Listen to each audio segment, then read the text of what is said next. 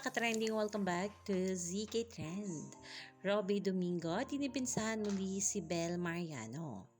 Ditipinsahan nga muli ni Robby Domingo si Bel Mariano sa lahat nga ng bashing, lalong-lalo na nga sa Twitter.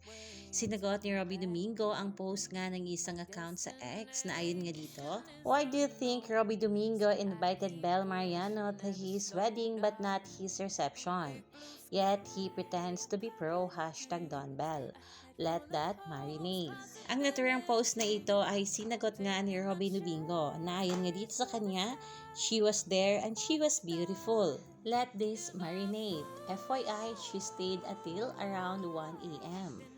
At kalakip nga sa naturang post na ito ni Robby ay mga pictures nga ni Bel habang nasa reception ng nasabing kasal nga ni Robby Domingo at ni Maki.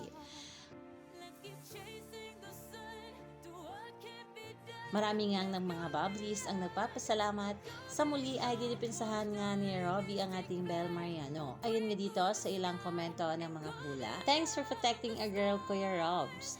Thanks for the clarification, Robby. I know it's not really needed to say something about nonsense accusation, but it will really help a lot sometimes na isampa sa mga gumagawa ng fake news ang katotohanan.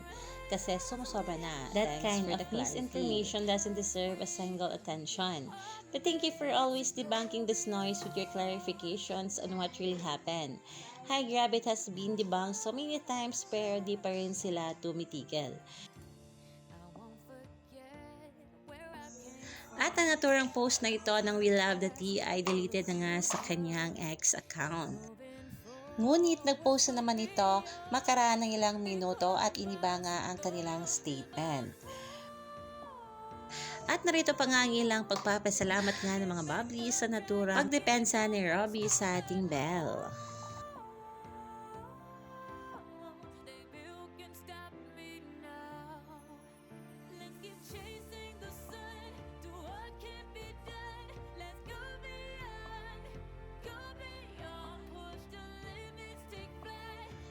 Kayo mga kabablis, anong opinion nyo at reaction nyo tungkol dito?